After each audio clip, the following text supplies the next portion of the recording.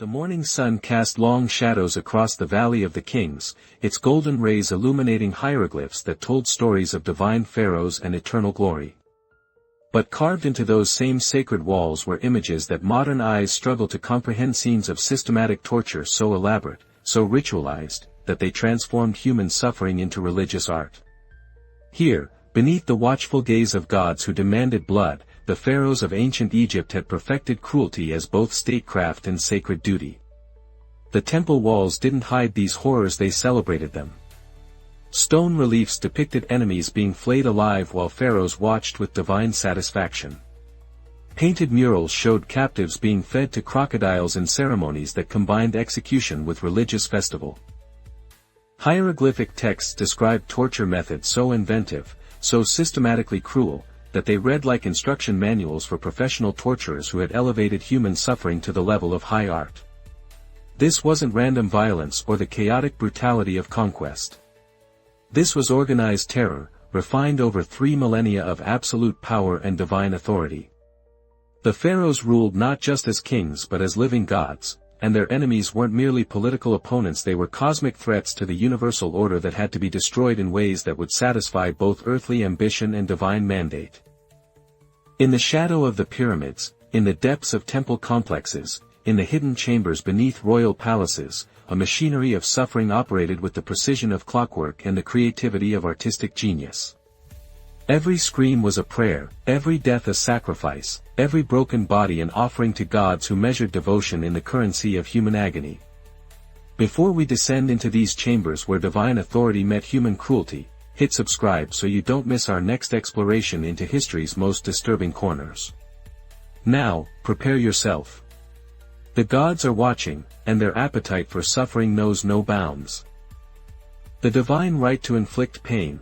When gods demanded torture in the cosmology of ancient Egypt, the pharaoh wasn't simply a ruler, was the living embodiment of Horus, the son of Ra, the earthly representative of divine order itself.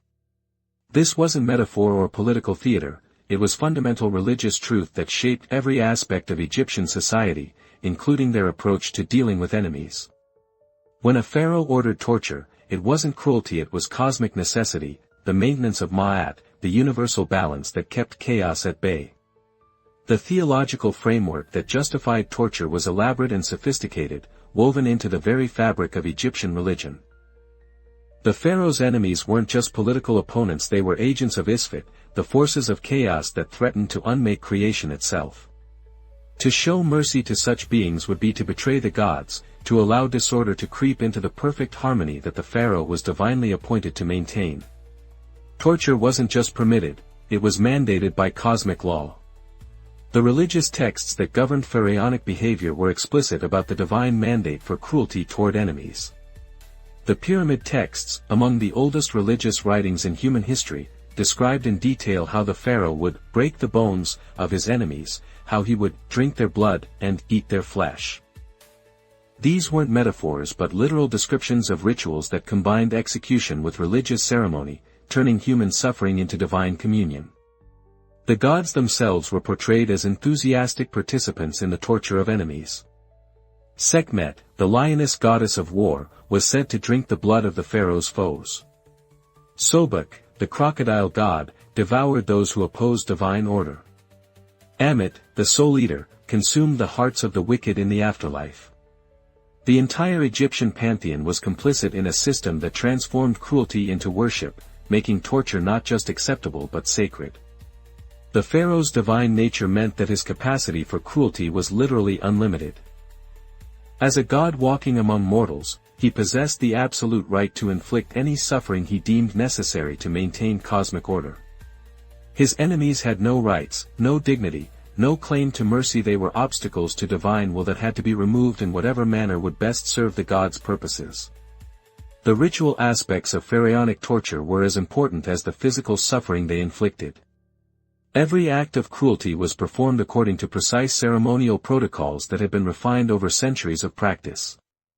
The timing had to be perfect, the implements properly consecrated, the prayers correctly recited. Torture became a form of worship, with the victim's agony serving as the primary offering to gods who demanded nothing less than perfect suffering. The artistic representation of torture in Egyptian art wasn't documentation, it was celebration. Temple walls depicted pharaohs personally participating in the torture of captives, their divine faces serene as they supervised the systematic destruction of human beings. These images weren't hidden in secret chambers but displayed prominently in public spaces, teaching the population that cruelty in service of divine order was not just acceptable but admirable. The afterlife implications of pharaonic torture were particularly terrifying. Egyptian religion taught that the suffering inflicted on enemies in this world would continue into the next, that the pharaoh's divine authority extended beyond death itself. Victims of royal torture faced not just physical agony but eternal damnation, their souls condemned to endless suffering in the underworld as punishment for opposing divine will. The training of pharaohs in the arts of torture began in childhood, as young princes learned that cruelty was not just a tool of statecraft but a religious obligation. They studied the proper techniques for inflicting maximum pain, the correct rituals for consecrating torture implements, and the appropriate prayers for sanctifying human suffering. By the time they ascended to the throne, they had been thoroughly indoctrinated in the belief that torture was not just their right but their sacred duty. The priestly class that supported pharaonic rule developed elaborate theological justifications for every form of cruelty. They created detailed taxonomies of enemies, each category requiring specific forms of torture that would properly address their particular threat to cosmic order. They wrote manuals describing the correct procedures for ritual torture, complete with illustrations and step-by-step instructions that read like religious texts because that's exactly what they were. The divine nature of pharaonic torture meant that it couldn't be questioned or criticized without committing blasphemy. To suggest that the pharaoh's methods were excessive or inappropriate was to challenge the gods themselves, a crime that would result in the critic joining the ranks of those being tortured. This religious protection made the system of cruelty self-perpetuating and immune to reform, as any opposition was automatically defined as cosmic rebellion. The international implications of Egypt's divine torture system were profound. Foreign rulers who dealt with pharaohs understood that they weren't negotiating with mere mortals but with living gods whose capacity for cruelty was unlimited and whose authority was absolute. The reputation for systematic torture that Egyptian pharaohs cultivated served as a form of diplomatic weapon, intimidating potential enemies and encouraging submission without the need for actual warfare. The crocodile pools, when sacred beasts became executioners in the sacred precincts of Sobek's temple at Crocodilopolis, massive stone pools held waters that ran red with more than just Nile silt. These were the crocodile pools' execution chambers where the pharaoh's enemies were fed to living gods in ceremonies that combined religious ritual with systematic torture.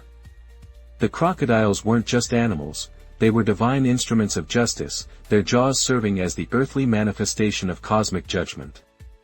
The selection of victims for the crocodile pools followed strict religious protocols that had been refined over centuries of practice. Not every enemy was worthy of this particular form of divine judgment. Only those whose crimes were deemed especially offensive to the gods merited the honor of being devoured by sacred beasts. Rebels who had challenged pharaonic authority, foreign kings who had dared to oppose Egyptian expansion, and priests who had committed sacrilege were the typical candidates for this form of ritualized execution. The preparation of victims for the crocodile pools was itself a form of torture designed to maximize both physical suffering and psychological terror. Condemned prisoners were kept in underground chambers for days or weeks before their execution, listening to the sounds of feeding crocodiles above while contemplating their approaching fate. They were given just enough food to keep them alive but not enough to maintain their strength, their weakened condition making them easier prey for the sacred beasts.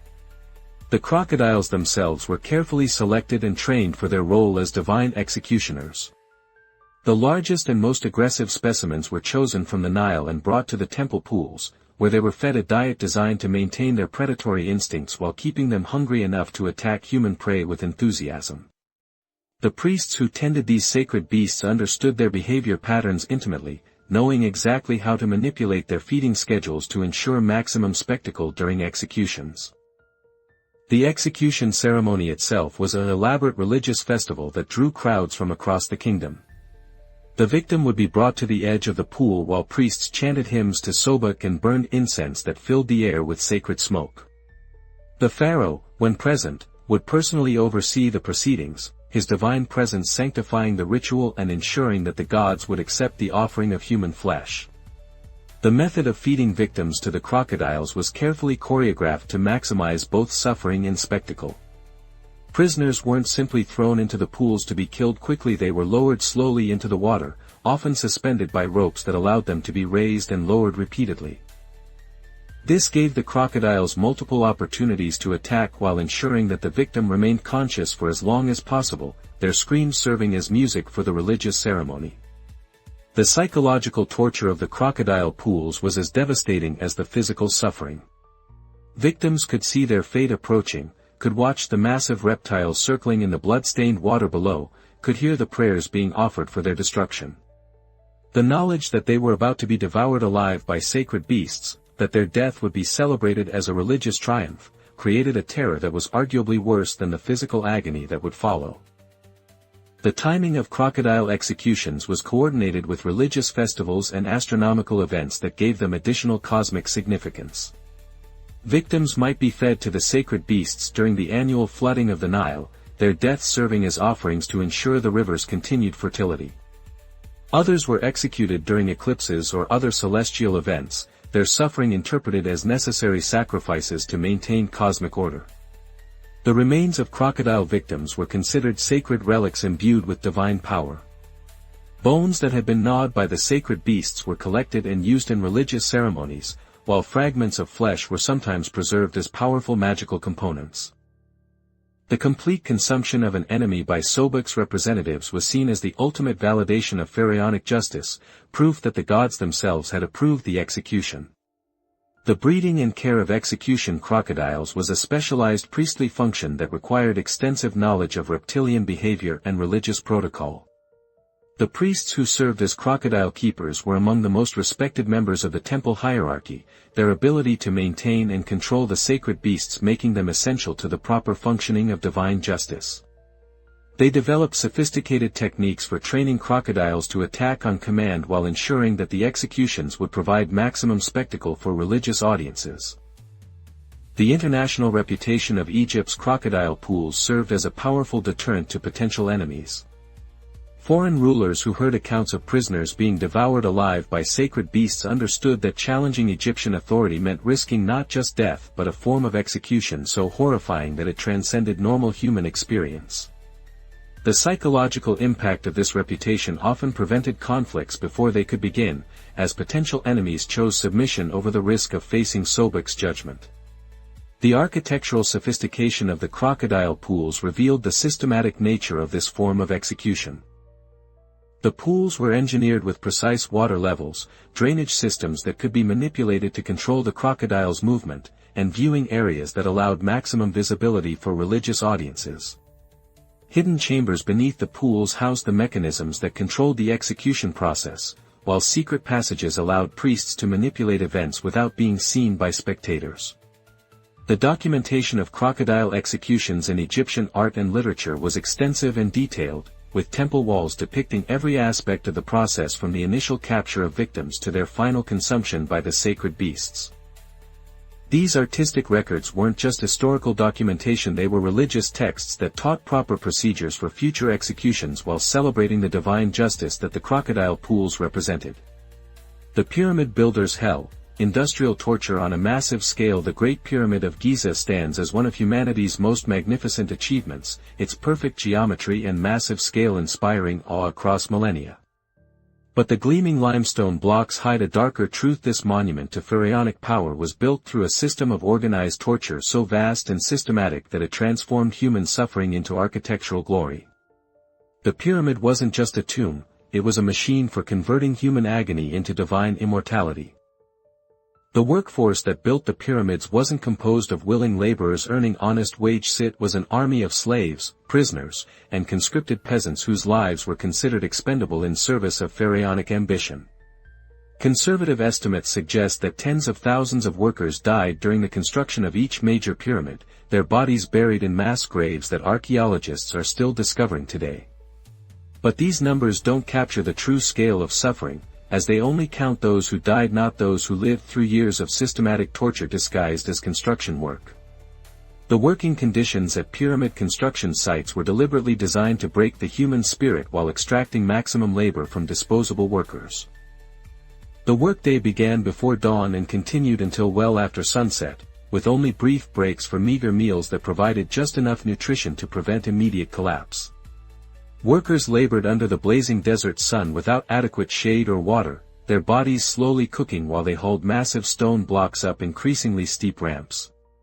The tools and techniques used in pyramid construction were often instruments of torture disguised as engineering solutions.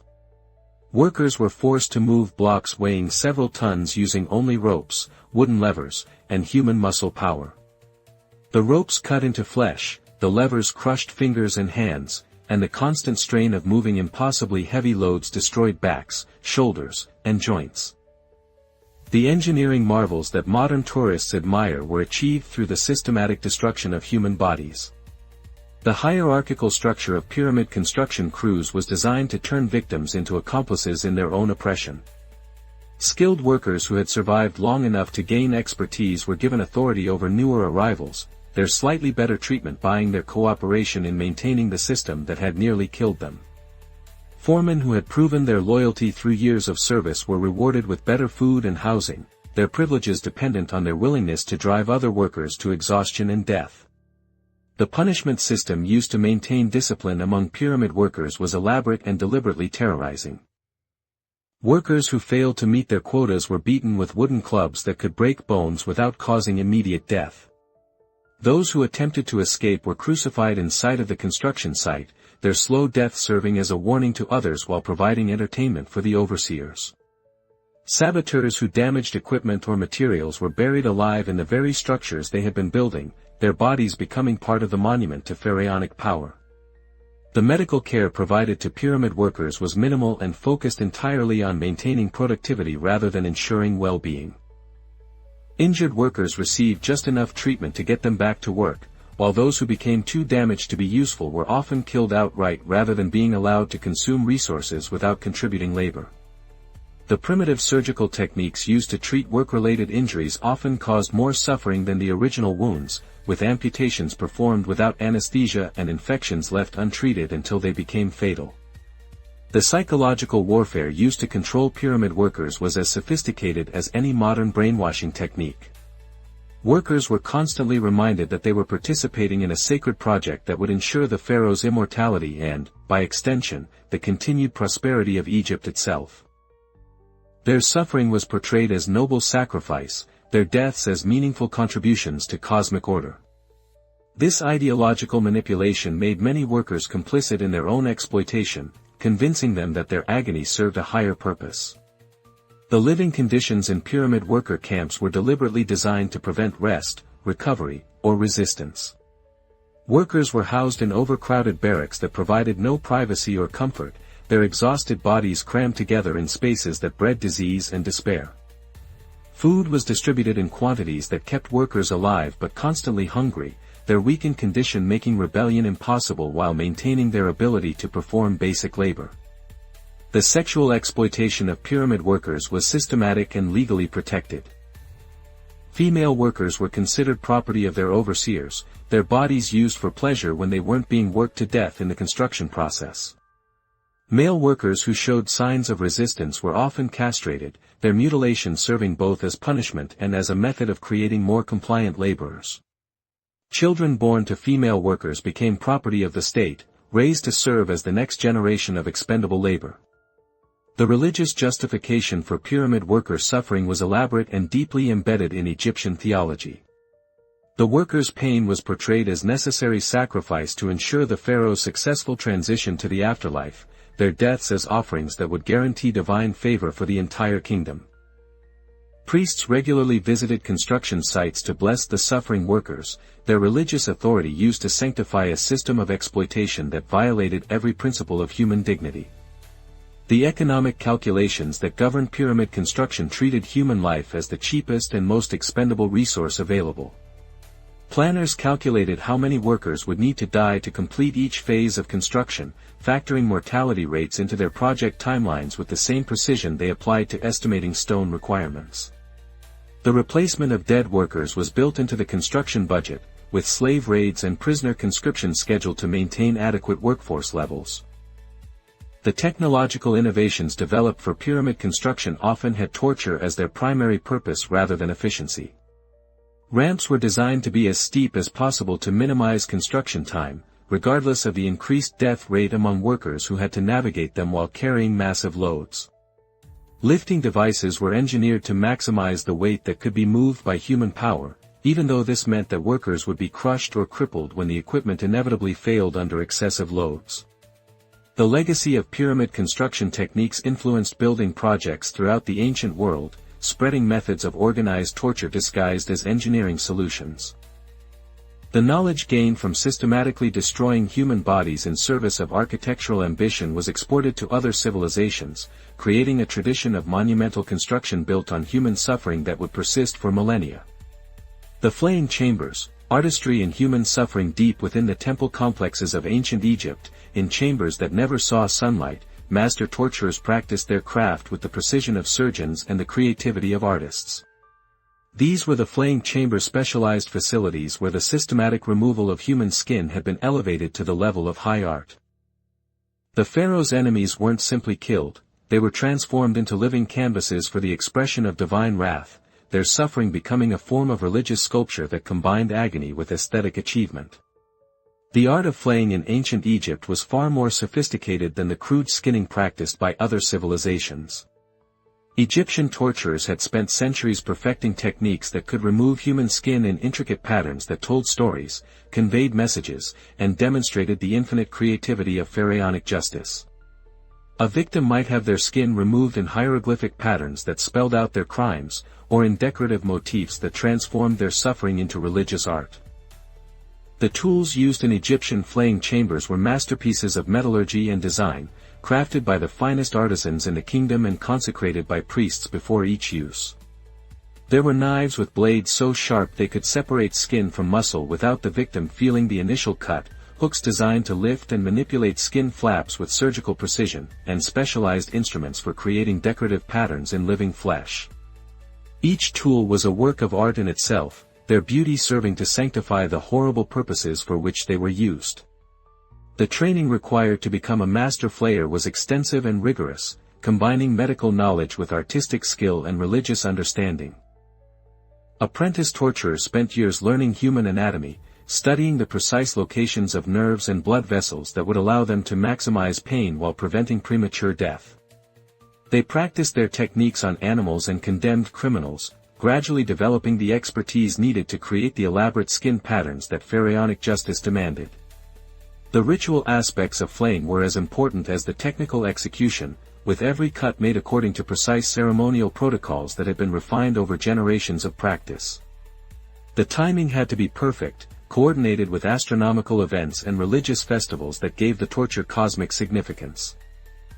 Prayers were recited throughout the process, transforming the victim's screams into a form of involuntary worship that pleased the gods who demanded such offerings.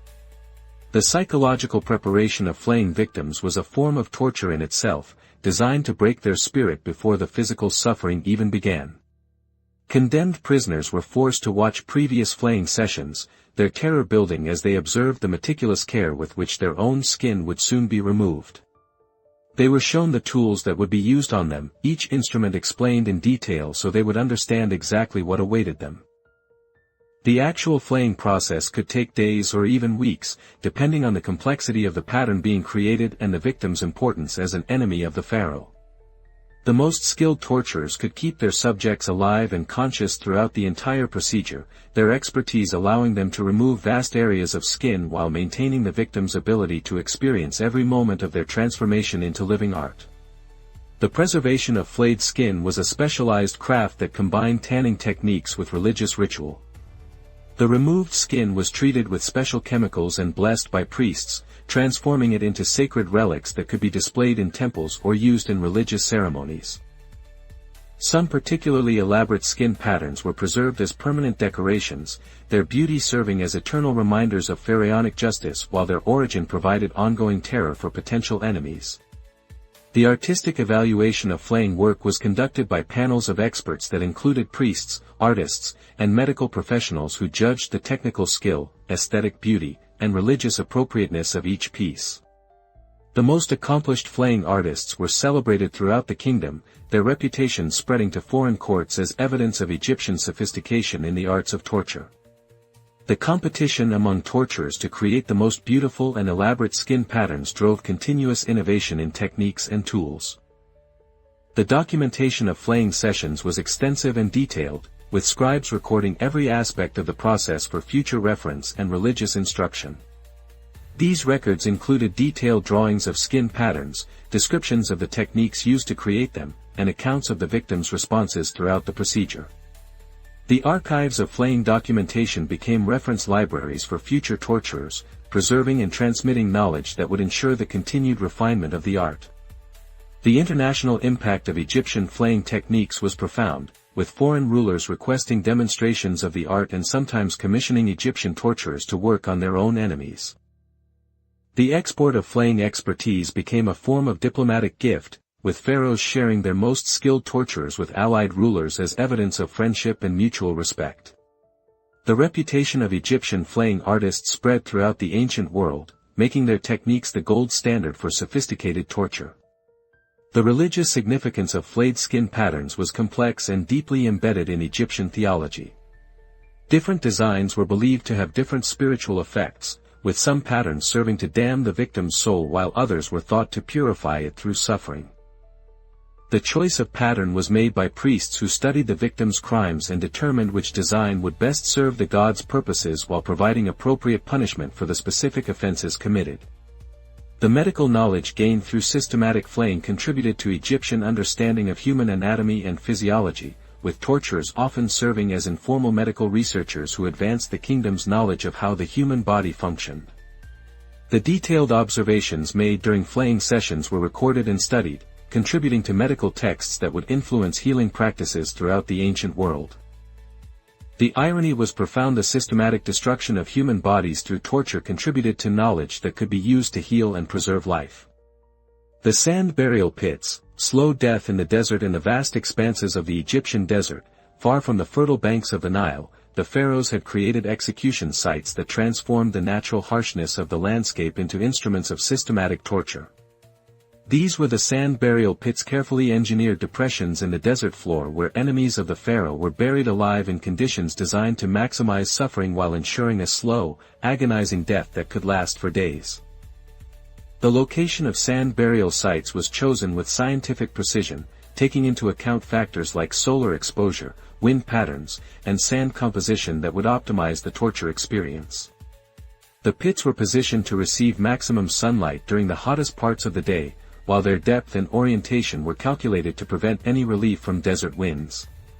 The sand itself was specially prepared, mixed with substances that would irritate the skin and eyes while preventing the victim from digging their way to freedom. The construction of burial pits was a specialized engineering project that required extensive knowledge of desert conditions and human physiology. The depth had to be precise, deep enough to prevent escape but shallow enough to ensure that the victim's head remained above ground, allowing them to breathe while experiencing the full horror of their situation. Drainage systems were built into the pits to prevent them from filling with sand during windstorms, ensuring that victims would remain properly positioned for maximum suffering. The preparation of victims for sand burial was itself a form of torture designed to increase their terror while weakening their ability to resist. Condemned prisoners were stripped naked and their bodies covered with substances that would attract insects and increase their sensitivity to the sun's rays. Their hands were often bound behind their backs to prevent them from protecting their faces or attempting to dig themselves out, while their legs were positioned to cause maximum discomfort during the long hours of burial. The burial process was conducted with ceremonial precision, with priests overseeing every aspect of the procedure to ensure that it met religious requirements while maximizing the victim's suffering. Sand was poured slowly around the victim's body, each shovelful carefully placed to create the proper compression while avoiding accidental suffocation. The goal was to create a living tomb that would preserve the victim's consciousness while slowly destroying their body through exposure and dehydration. The psychological torture of sand burial was as devastating as the physical suffering, with victims forced to contemplate their approaching death while experiencing the gradual failure of their bodily functions. They could feel the sand pressing against their skin, could sense their body temperature rising as the desert sun beat down on their exposed head, could experience the growing thirst that would eventually drive them to madness. The knowledge that rescue was impossible and that death would come slowly made the experience a form of mental torture that was arguably worse than the physical agony. The timing of sand burials was coordinated with astronomical events and religious festivals that gave them additional cosmic significance. Victims might be buried during solar eclipses, their suffering interpreted as necessary sacrifices to ensure the sun's return. Others were interred during the hottest days of summer, when the desert temperatures would accelerate their death while increasing their agony. The coordination of torture with celestial events transformed individual suffering into cosmic drama. The monitoring of buried victims was conducted by specialized guards who were trained to observe the stages of death by exposure while ensuring that the torture proceeded according to plan. These guards could determine when a victim was approaching death, when they had lost consciousness, and when they had finally succumbed to their ordeal. Their observations were recorded in detail, contributing to a body of knowledge about human endurance that would inform future torture sessions. The duration of sand burial executions varied depending on the victim's physical condition, the desert temperature, and the specific goals of their punishment. Strong individuals might survive for several days, their agony prolonged by their own physical resilience. Weaker victims might die within hours, though guards were trained to revive unconscious prisoners to ensure that they experienced the full measure of their punishment. The ability to control the duration of suffering was seen as evidence of the pharaoh's divine power over life and death. The scavenging animals that were attracted to burial sites became part of the torture system, their presence adding an additional element of horror to the victim's experience. Vultures would circle overhead, their shadows providing brief moments of relief from the sun while reminding the buried prisoner of their approaching fate.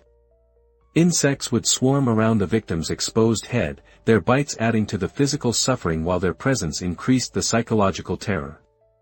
The religious significance of sand burial was complex and deeply rooted in Egyptian beliefs about death and the afterlife.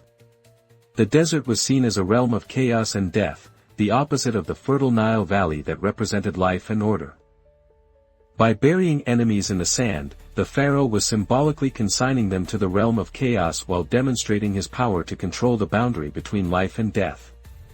The recovery of bodies from sand burial sites was conducted according to strict religious protocols that ensured the proper disposal of remains while preserving evidence of pharaonic justice. The mummified corpses that were retrieved from the desert sand were often displayed in temples as trophies of divine victory, their preserved features serving as eternal reminders of what awaited those who opposed the pharaoh's will.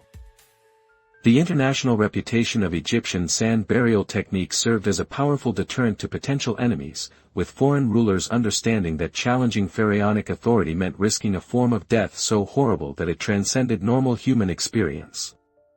Diplomatic missions often included detailed descriptions of sand burial sites, their accounts serving as both intelligence reports and psychological warfare designed to discourage resistance to Egyptian expansion. The impalement gardens, forests of human suffering along the approaches to Egypt's greatest cities, visitors were greeted by sights that would haunt their dreams for the rest of their lives. These were the impalement gardens, carefully landscaped areas where thousands of wooden stakes displayed the bodies of the pharaoh's enemies in various stages of decay.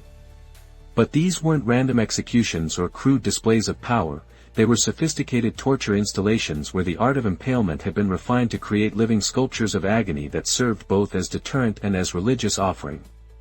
The design of impalement gardens reflected the same aesthetic principles that governed Egyptian architecture and art, with stakes arranged in geometric patterns that pleased the eye while maximizing the psychological impact on observers. The height of stakes was carefully calibrated to ensure optimal visibility, while their spacing was calculated to allow visitors to walk among the impaled victims and observe their suffering at close range. These gardens were tourist attractions as much as execution sites, drawing visitors from across the known world who came to witness the pinnacle of pharaonic justice. The stakes themselves were works of art, carved from the finest woods and decorated with hieroglyphs that identified the victims' crimes while invoking divine protection for the pharaoh who had ordered their punishment. Different types of wood were used for different categories of criminals, with the most precious materials reserved for the most important enemies. The steaks were treated with preservatives that would ensure their durability while preventing decay that might interfere with the display of impaled bodies. The impalement process used in these gardens was far more sophisticated than the crude techniques employed by other civilizations. Egyptian torturers had developed methods that could thread a stake through a human body without immediately killing the victim, allowing them to remain conscious and suffering for days or even weeks. The entry point was carefully chosen to avoid major organs and blood vessels, while the stake's path through the body was planned to maximize pain while minimizing the risk of quick death. The preparation of victims for impalement was a ritual process that combined religious ceremony with systematic torture. Condemned prisoners were purified through ritual bathing and anointing with sacred oils, their bodies prepared for their transformation into living offerings to the gods. Prayers were recited throughout the preparation process, sanctifying the suffering that was about to begin while ensuring that the gods would accept the sacrifice of human agony. The positioning of impaled victims in the gardens was carefully choreographed to create maximum visual impact while telling stories about pharaonic power and divine justice. Rebels might be impaled in patterns that spelled out warnings to potential dissidents, while foreign enemies were arranged to represent their defeated armies. The gardens became three-dimensional narratives written in human suffering, their stories readable by anyone who understood the symbolic language of torture. The maintenance of impalement gardens required specialized staff who were trained in the care and feeding of living victims while ensuring that the displays remained aesthetically pleasing. Guards monitored the impaled prisoners, providing just enough water to keep them alive while preventing any attempts at escape or suicide. Gardeners tended the landscaping around the stakes, ensuring that the natural beauty of the setting enhanced rather than distracted from the human suffering on display. The duration of survival on the stakes varied dramatically depending on the skill of the impaler and the victim's physical condition. The most expertly impaled prisoners could remain alive and conscious for weeks, their prolonged suffering serving as ongoing entertainment for visitors while demonstrating the technical mastery of Egyptian torturers. Others died within days, though their bodies were often left on display for months as reminders of pharaonic justice. The educational value of impalement gardens was considered one of their most important functions, with guided tours provided for foreign dignitaries, potential rebels, and young Egyptians who needed to understand the consequences of challenging pharaonic authority. These tours included detailed explanations of the impalement process, descriptions of each victim's crimes, and lectures on the religious significance of their suffering. The gardens served as outdoor classrooms where lessons about power and submission were taught through the medium of human agony. The artistic documentation of impalement gardens was extensive, with painters and sculptors creating works that captured the beauty and horror of these installations for posterity. These artworks weren't hidden away but displayed prominently in temples and palaces, their aesthetic merit serving to legitimize the cruelty they depicted while spreading the reputation of Egyptian torture techniques throughout the ancient world. The seasonal cycles of impalement gardens created an ever-changing display that reflected the rhythm of pharaonic justice.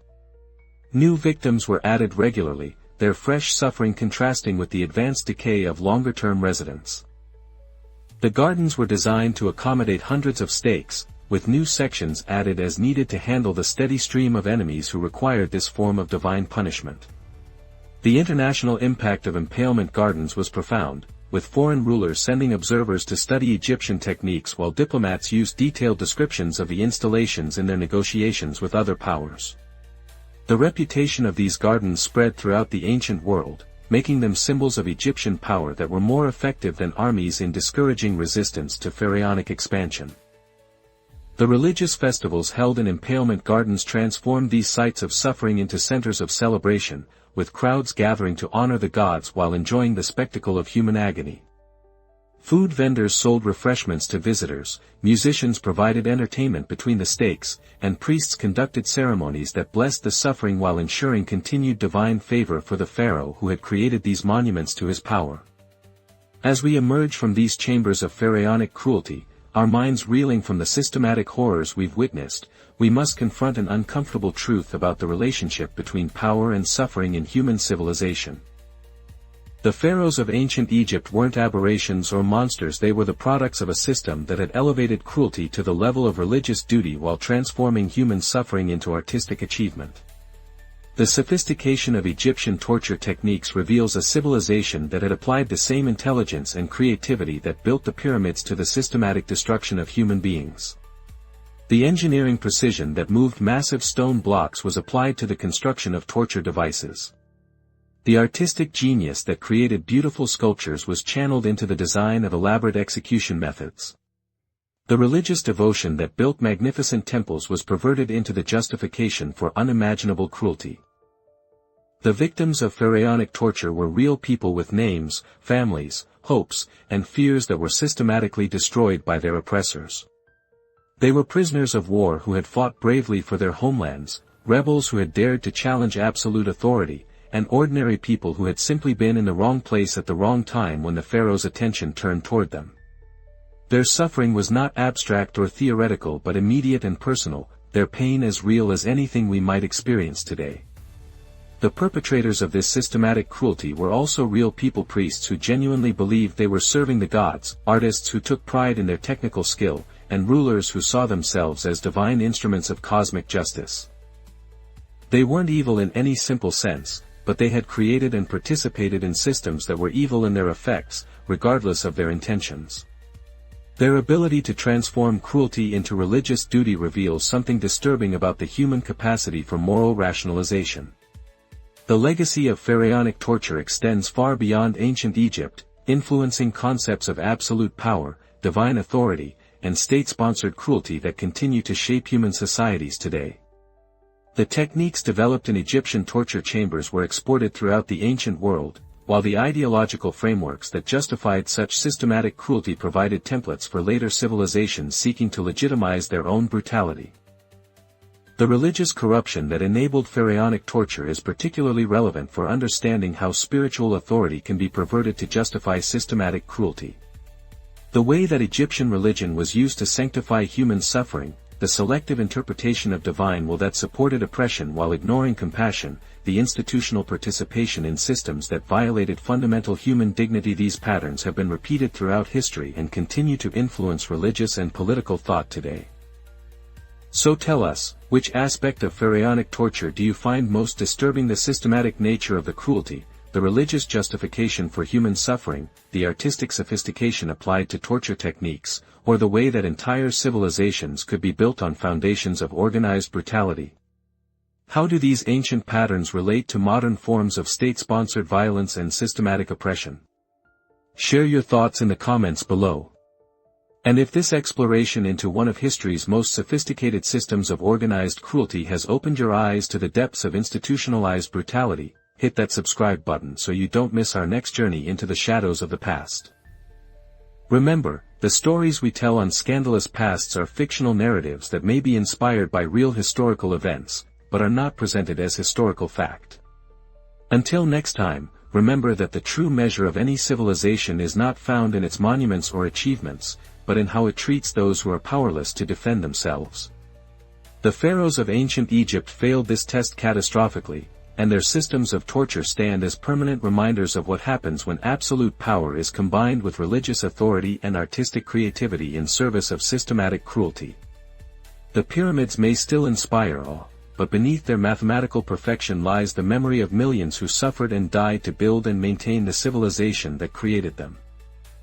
Their voices may be silent now, but their stories echo through history, warning us that the capacity for such systematic cruelty lies dormant in every society, waiting for the right combination of power, ideology, and moral blindness to awaken it once again.